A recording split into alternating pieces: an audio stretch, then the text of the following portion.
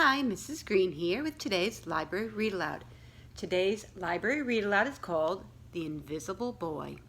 It's written by Trudy Ludwig and illustrated by Patrice Barton.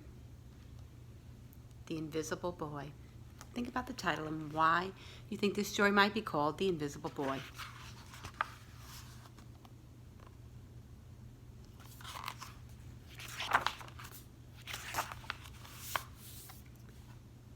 Can you see Brian? Even Mrs. Carlito has trouble noticing him in her classroom. She's too busy dealing with Nathan and Sophia.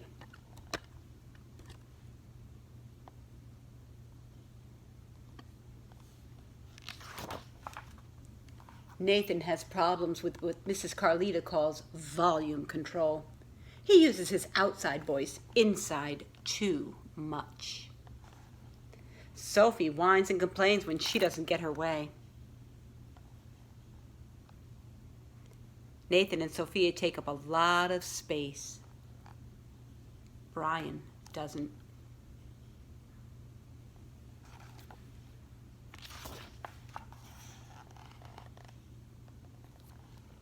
When the bell rings for recess, Micah and TJ take turns choosing kids for the kickball team. The best players get picked first. Then the best friends of the best players. Then the friends of the best friends. Only Brian is left, still waiting and hoping. How do you think Brian's feeling?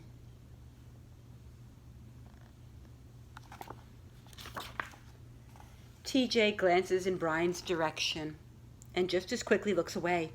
We've got enough players for each team, he tells the others. Let's play ball.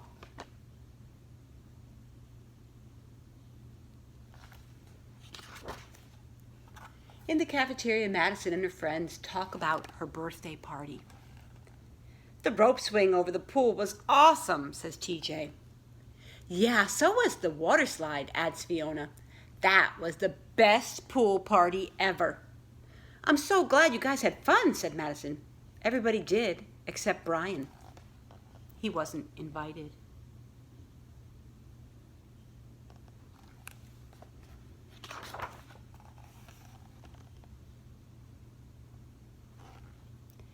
At choosing time, while the other kids played board games and read, Brian sits at his table, doing what he loves to do best. He draws fire-breathing dragons scaling tall buildings. Thank you for toasting my marshmallows. He draws space aliens locked in intergalactic battles. Greedy pirates digging for treasure. Arr! And superheroes with the power to make friends wherever they go. Hi, friend. Have a cookie.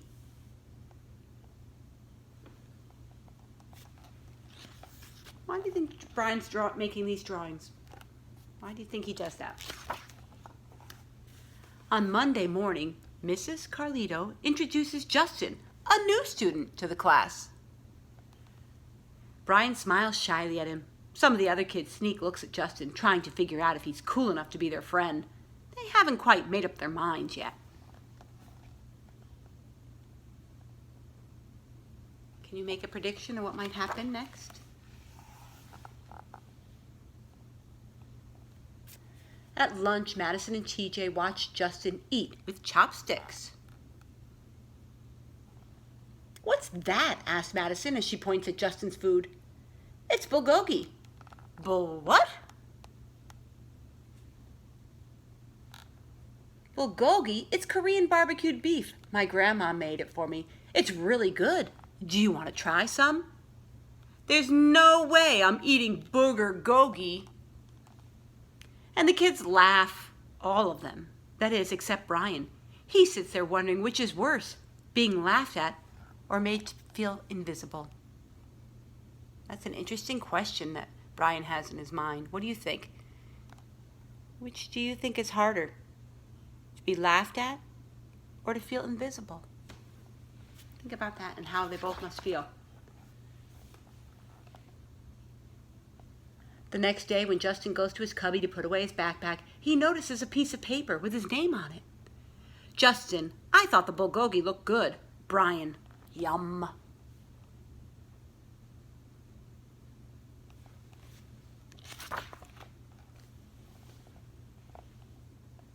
At morning recess, Brian finds a piece of chalk on the ground and starts drawing away.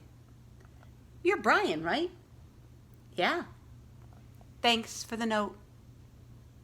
How do you think the note made Justin feel? How would it make you feel if you got a note like that? Hey, Justin, Emilio calls out from the tetherball court. You're up next. Sorry, I gotta go, says Justin. By the way, that's a really cool drawing, he adds before taking off.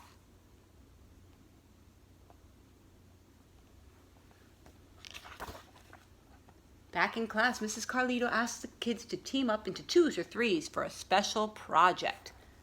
The kids scurry around the room to pair off. Brian heads towards Justin. I'm already with Justin, says Emilio. Find someone else. Brian looks at the floor, wishing he could draw a hole right there to swallow him up. Mrs. Carlito said we can have up to 3 people in our groups. We're only 2. Come on, Emilio. Let him work with us. Okay, I guess. Are you noticing anything about Brian?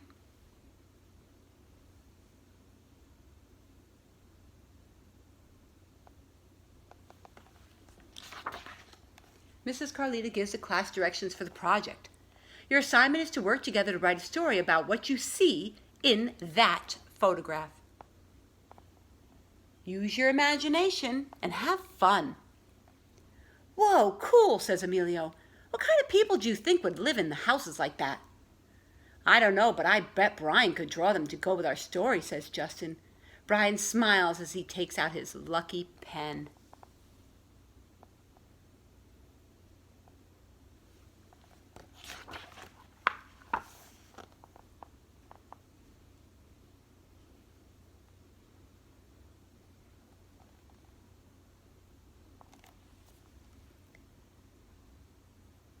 The crooked story we made up on the spot.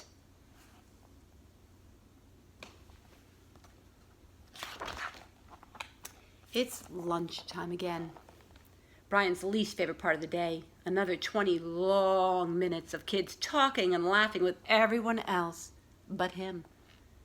Brian, he hears someone shout. Hey, Brian, over here. Brian turns to see Justin waving him over.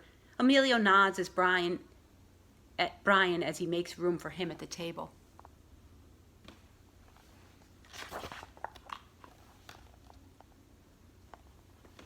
Cookie? Thanks!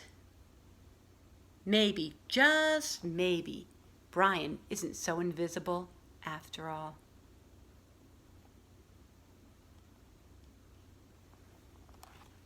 The end. I hope you enjoyed that story, and there's a lot to think about with this story. I hope so. I hope you enjoyed it, and we're going to talk about what ideas you have about this story. What do you think it was about? And if you can make any connections to the story. So we'll talk about that in a minute.